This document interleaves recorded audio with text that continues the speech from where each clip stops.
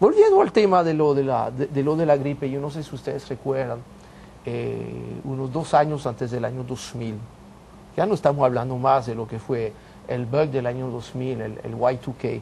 Yo recuerdo las millonadas que tuvieron que invertir compañías multinacionales, grandes, pequeñas, medianas empresas alrededor del mundo para prepararse para lo que supuestamente era un error, una disfunción en los programas de computadoras que iban a provocar, a menos de hacer inversiones cuantiosas, obviamente, un desastre mundial. Obviamente muchas empresas invirtieron mucho dinero para evitar este problema del año 2000, pero también muchísimas empresas que no tenían las condiciones financieras para hacerlo, no lo hicieron. Y no sucedió absolutamente nada. Parece que con cierta recurrencia vemos esos temas que permiten con esta, vamos a decir, colaboración entre algunos grupos de presión privados y la anuencia de algunos funcionarios de los sectores públicos, grandes sumas de dinero que se mueven y que obviamente no se pierden para todos, hay algunos pocos. Yo creo que con este asunto de la gripe H1N1, que casualmente ya en Europa están empezando el programa de vacunación, y qué casualidad que esta vacuna que sirve para el H1N1 no sirve para la otra gripe, que sí mata muchísima más gente cada año y de la cual no se está hablando. Los efectos de la vacuna, del medicamento son peores que la gripe misma. Que de hecho los médicos en Europa no están aceptando recibir esta vacuna. Yo le puse este tema para que entienda la gente que si vamos a comenzar entonces a transparentar el mundo, a que las cosas haya menos corrupción, que hayan cosas mucho más legales o menos ilegalidad, entendamos entonces que va a haber un crecimiento menor a nivel mundial y por lo tanto, como es un crecimiento menor y se ha sostenido, el desarrollo que se busca no es en el tiempo que la gente cree que se va a lograr. No hay desarrollo sin crecimiento. No hay desarrollo sin crecimiento. Pero eso no es necesariamente así, Ezequiel.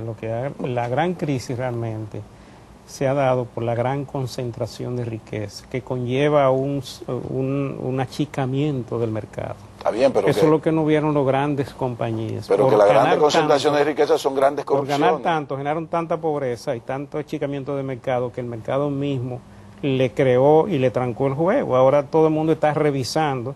Ahora el Fondo Monetario tiene una función diferente.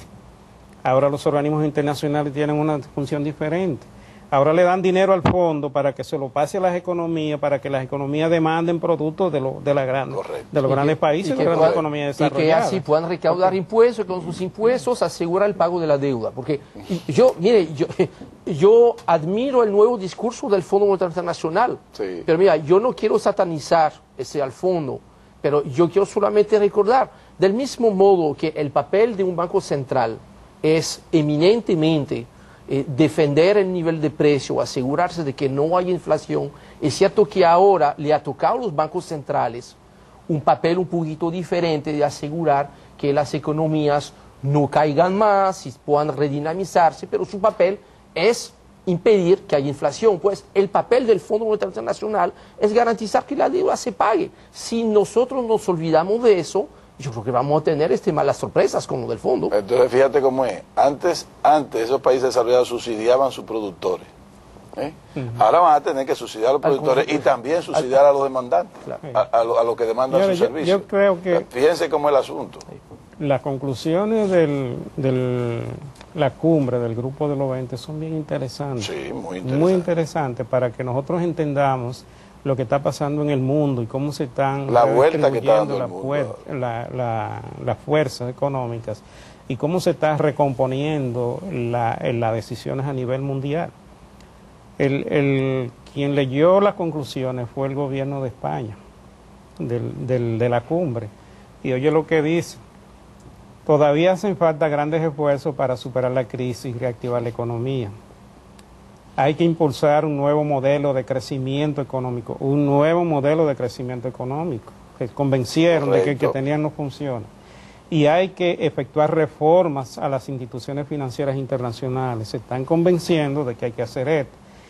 en concreto en el Fondo Monetario Internacional. De ahí es que hablamos de que el Fondo Monetario ya no es lo que era antes, ahora es un organismo que propulsa más gasto, que propulsa otras actividades. Mejor distribución de riqueza. Que ahora no le interesa que los gobiernos, que las economías se constriñan y que se acabe la pobreza o que se aumente la pobreza, sino que ahora tiene otro discurso.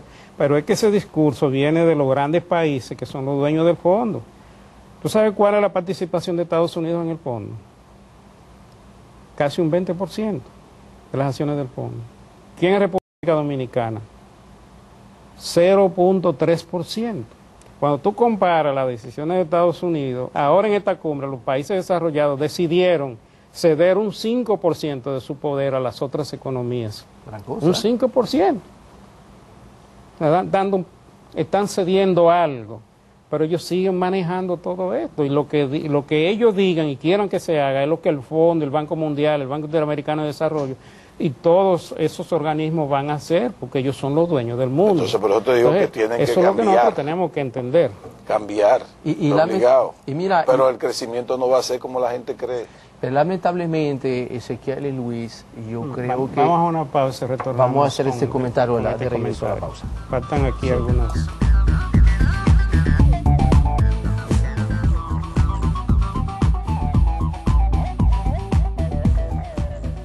Bien, estamos de regreso con su agenda económica del día de hoy. Parece que murió el G8, ahora habrá que tratar con el G20, qué va a pasar con el Fondo Internacional, las otras agencias multilaterales, la misma ONU, se ha hablado de reformas. Sin embargo, habrá de ver hasta qué punto se siente la obligación de producir este cambio. Para mí, mi único temor es el comentario que había dejado al final del segmento anterior, es que si bien esta crisis ha golpeado fuerte, no solamente a los países emergentes, sino las mismas economías desarrolladas por primera vez han tenido, bueno, desde el 1929, que sufrir una crisis de esta proporción al mismo tiempo, una sincronización de la crisis. Lamentablemente, me da la impresión de que la llegada de esos brotes verdes, o por lo menos el anuncio de que ya estamos saliendo de la crisis, está llegando demasiado rápido. Yo concuerdo completamente con Ezequiel en el sentido de que vamos a tener sorpresas en cuanto a que esta recuperación va a ser mucho más lenta de lo que probablemente pensamos. Pero lamentablemente yo creo que la crisis quizás no haya sido lo suficiente profundo para obligar y permitir precisamente esos cambios. Ya mucha gente está diciendo, mira, ya está empezando a salir las cosas y mucho cuidado, nos estamos olvidando de una cosa. La única razón por la cual hay indicaciones económicas un poquito más positivas se debe a una sola razón, es que se está regalando chorros de dinero a los consumidores que a duras penas están decidiendo gastar eso. El consumidor está asustado y tiene mucha razón de sentirse asustado. ¿Por qué está asustado el consumidor? Básicamente porque una de las principales consecuencias de esta crisis y duradera es la subida del desempleo o el paro, como lo llaman en España. Y ahí no podemos esperar recuperación de los niveles de empleos hasta el año 2011. Y es lo que está viendo el consumidor. Entonces, si el consumidor está asustado y solamente gasta porque le están regalando dinero, es muy difícil convencer a los inversionistas o a los empresarios a hacer inversiones para aumentar su producción, para tratar de vender a consumidor que no quieren comprar.